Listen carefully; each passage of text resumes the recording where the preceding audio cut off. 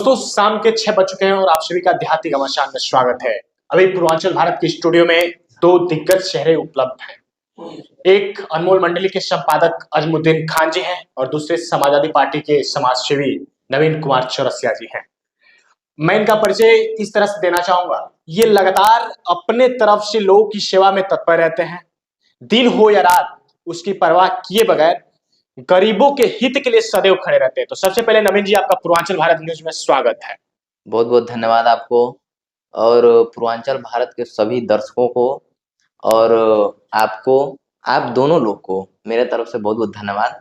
और जो ये वीडियो देख रहा है उनको भी मैं प्रणाम करूंगा, क्योंकि सारे लोग हमसे कहीं ना कहीं बड़े ही होंगे, इसलिए मेरा भी कर्तव्य बनता है कि अपने से बड़ों का आदर करें।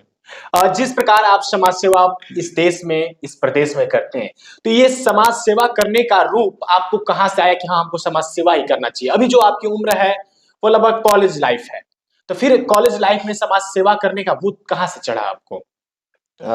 जब हम छोटे थे, तो जब हम कक्षाओं में पढ़ा करते थे, तो जब घर से पीठ पे बैग लेकर निकलते थे, तो कई अच्छे-अच्छे नेता उस समय हुआ करते थे और आज भी हैं। जी। तो उन अच्छे नेताओं को हम देखते थे कि वो समाज सेवा में कहीं न कहीं लगे हैं। किसी देखिए, जब इंसान पैदा होता है धरती पे, तो भगवान इसीलिए भेजे हैं कि आप किसी के सुख में भी भाग लीजिए और अत्यधिक भाग तो दुःख में लीजिए। सुख में जाइए या ना जाइए, लेकिन दुःख किसी का पड़े तो तुरंत वहाँ जाइए। आखिर किस लिए दिक्कत हो रहा है? क्या दिक्कत है? शादी किस लिए नहीं हो रहा है? शादी में क्या रुकावटें हैं? या अगर कोई परेशान है, किसी चीज़ से, बीमारी से झेल रहा है, आखिर बीमारी का इलाज क्यों नहीं हो पा रहा है? ये सब देख के थोड़ा-सा मन में बड़ी ख़्याल आता था कि क्या अगर हम दूसरे की दुखों में शामिल ना हो पाएँगे, तो मेरे दुखों में कौन शामिल होगा? और ये तो एक अलग बात है कि हम किसी में जाएँगे तभी कोई मेरे में आएगा, ये तो एक अलग बात है।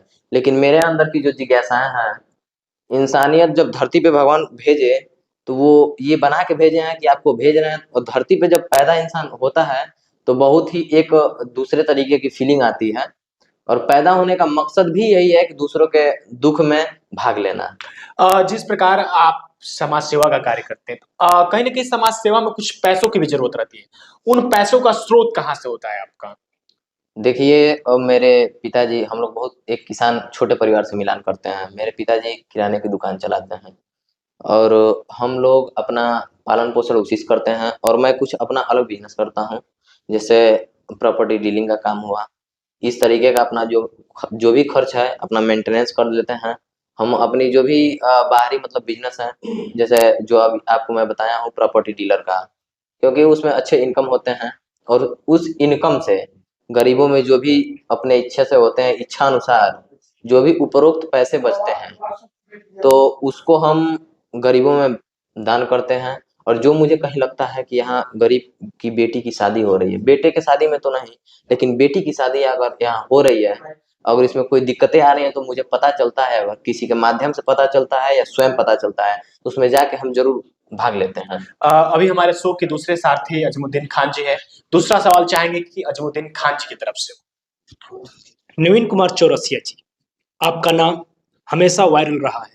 आप हर जगह स्कूलों में जाते हैं और अपनी रौद जमाते हैं। क्या इस रौद जमाने में आपका कहीं गुंडागर्दी राज करना तो नहीं है? नहीं, ये जो आपका सोच है गुंडागर्दी और राज करना, ये कतई नहीं है। और आप कहीं भी आजकल स्कूलों में चले जाइए, लगभग, क्योंकि एक बीएसए जिला बेसिक शिक्षा अधिकारी का काम भी पूरा हर तरीके से पूर्ण नहीं हो पाता है। इसलिए नहीं हो पाता है कि एक जिले में सैकड़ों विद्यालय हैं, हज़ारों विद्यालय की संख्या में विद्यालय हैं, तो एक बीएसए कहाँ-कहाँ जाएगा? नहीं जा पाता है। हाँ, ये एक आम जनता का ये अधिकार है कि वो अपने विद्यालय की जाके, जिस ग्राम सभा का निवासी है, अगर उस ग्राम सभा में विद्यालय है, तो जाके वो निरीक्षण कर सकता है कि क्या इस विद्यालय में क्या दिक्कतें हैं, बच्चे पढ़ रहे हैं कि नहीं पढ़ रहे हैं, शिक्षक आ रहा है कि नहीं आ रहा है। इस समय तो आजकल की व्यवस्था ये है, इस भाजपा की सरकार में, कि शिक्षक, सहायक अध्यापक हुए, शिक्षा मित्र हुए, इन लोगों की नियुक्ति तो हो जाती है, लेकिन ये लोग केवल हाज़िरी चढ़ाने जाते हैं। हफ्ते में 1 बार जाएँगे, हाज़िरी चढ़ाएँगे और अपना काम करेंगे। समाज सेवा करना, बहुत सारे ऑप्शन है इस समाज सेवा करने के लिए, लेकिन फिर भी आप हमेशा किसी को डरा धमका कर, ऐसे कौन सा समाज सेवा होता है? नहीं, डरा-धमका के सेंस डराने से और धमकाने से नहीं है। क्योंकि जो भी आप चीज़ें पूछ रहे हैं, कहीं न कहीं आपकी आँखों से देखी हुई चीज़ें हैं। तो ये आपका पूछना भी सही है कि क्या ये इस तरीके की एक अगर कोई व्यक्ति अधिकारी जाता है या कोई भी बाहरी व्यक्ति जाता है कॉलेज में, स्कूल में, चाहे प्राइमरी विद्यालय हो, कंपोजिट विद्यालय हो, तो उसमें प्रिंसिपल इसीलिए रखा गया है कि प्रिंसिपल उसको घुमा के दिखा सकता है। एक टीचर अपना क्लास छोड़ के नहीं घुमा के दिखा सकता है, लेकिन अगर एक टीचर घुमा के दिखा रहा है तो कहीं ना कहीं वो पढ़ाने नहीं आया है, वो अपना कर्म की पूर्ति कर रहा है। बस सुबह आता है, हाजिरी लगाएगा, बैठ के फोन देखेगा। कहीं आप विद्यालय में चले जाइए, मुझे नहीं लगता है कि 100 में 10 ही विद्यालय ऐसे होंगे जहाँ शिक्षक बहुत अपने आप को अपने बच्चों की तरह पढ़ाते होंगे, क्योंकि सरकारी विद्यालयों में गरीब के बच्चे पढ़ते हैं, न कि अमीर के बच्चे। कोई शिक्षक ऐसा बता दीजिए या कोई प्रिंसिपल कंपोजिट विद्यालय का या प्राइमरी या माध्यमिक विद्यालय का बता दीजिए कि जिसका बच्चा उसी विद्यालय में पढ़ता हो। कोई नहीं पढ़ता है। वर्तमान में पूरे उत्तर प्रदेश में या पूरे भारत में कहें तो भाजपा की सरकार है और हर तरफ भाजपा का बोलबाला है। इस सरकार में हर तरफ कहा जाता है कि शिक्षा को बढ़ावा दिया जाता है, फिर आप इस सरकार पे तौहीन लगा रहे हैं कि इस सरकार में पढ़ाई बढ़िया नहीं होती है। बिल्कुल नहीं होती है। अगर पढ़ाई सरकारी कॉलेजों में होती तो फिर प्राइवेट कॉलेज क्यों होते? पहला सवाल मेरा आपसे खुद है कि अगर शिक्षा प्राइमरी कॉलेजों में होती तो प्राइवेट कॉलेजों के खुलने का कोई मतलब नहीं है। आप चले जाइए कहीं भी, किसी बाहरी प्राइवेट कॉलेज में, या अपने लोकल में चले जाइए, बाहर में चले जाइए, या देश विदेशों में चले जाइए। यहाँ के जो बड़े बड़े लोग हैं उनके बेटे विदेश में पढ़ते हैं। यहाँ के जो सांसद हैं, विधायक हैं, या छोटे प्रतिनिधि हैं, जिला पंचायत हैं, ग्राम प्रधान हैं, जो अच्छे पैसे वाले लोग हैं, उनके बच्चे प्राइमरी विद्यालय में नहीं पढ़ते हैं। आखिर क्या रीजन है कि ये बच्चे प्राइमरी विद्यालय में नहीं पढ़ते हैं? क्यों आखिर ये बच्चे प्राइवेट कॉलेज में पढ़ते हैं, प्राइवेट विद्यालय में पढ़ते हैं?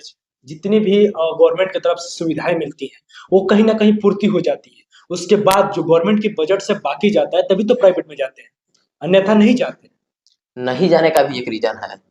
सरकार तो अपनी जो भी सुविधाएं हैं उपलब्ध करा दे रही है, लेकिन ये अगर एक प्राइमरी कॉलेज है, प्राइमरी विद्यालय है, या कंपोजिट विद्यालय है, या माध्यमिक विद्यालय है, तो ये उस ग्राम सभा में, जिस ग्राम सभा में है, उस ग्राम प्रधान का ये जिम्मेदारी बनता है कि हम अपनी ग्राम सभा का विकास करें, और ग्राम सभा में जो भी चीजें नहीं उपलब्ध हैं, या विद्यालय जिस ग्राम सभा में है, उस ग्राम प्रधान की भी ये पूर्ण तरीके से जिम्मेदारी है कि मेरे ग्राम सभा में विद्यालय है।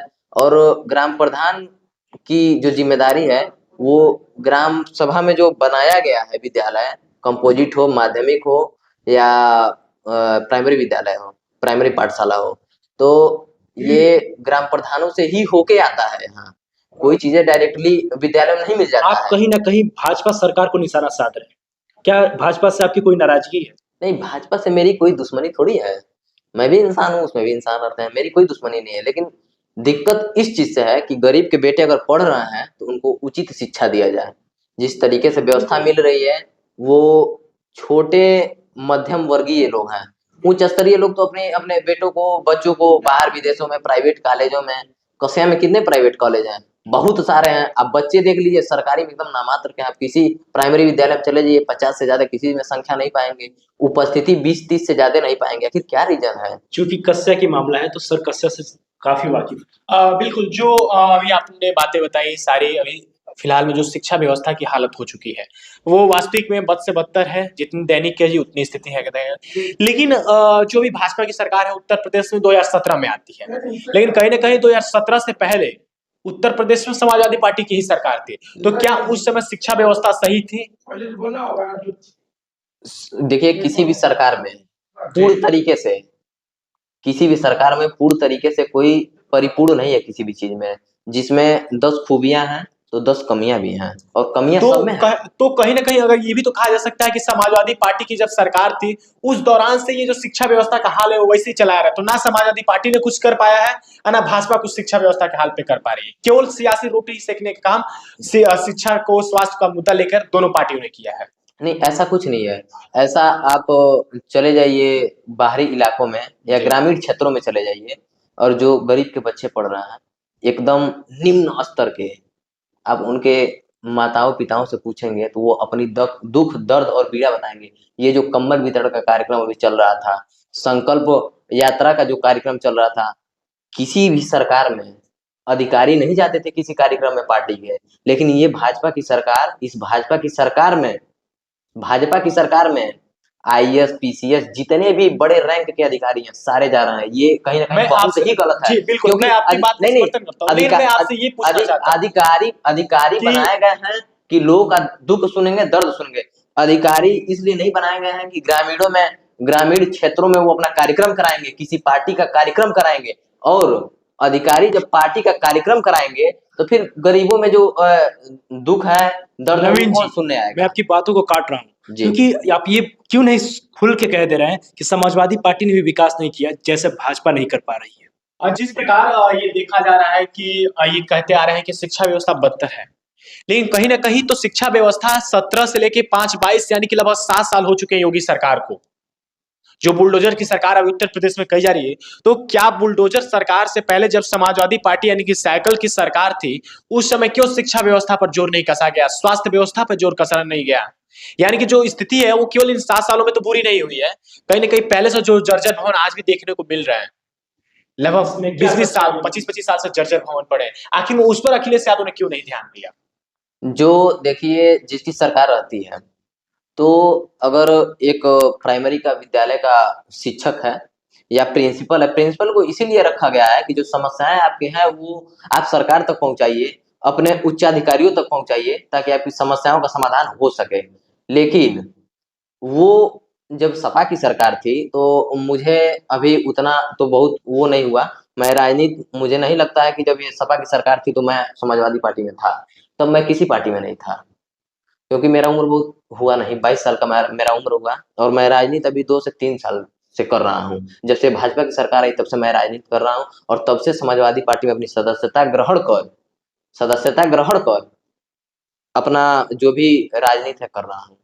नवीन जी, बहुत बहुत धन्यवाद। आपसे बहुत सारे सवाल हैं, लेकिन मिलते हैं एक छोटी सी ब्रेक के बाद और जानेंगे नवीन कुमार चौरसिया क्यों इतने भावुक हैं समाजवादी पार्टी को लेकर। समाजवादी पार्टी में इन्होंने ऐसा क्या देख लिया जिससे लेकर के ये समाजवादी के लिए लड़ पड़ते हैं। बहुत बहुत धन्यवाद।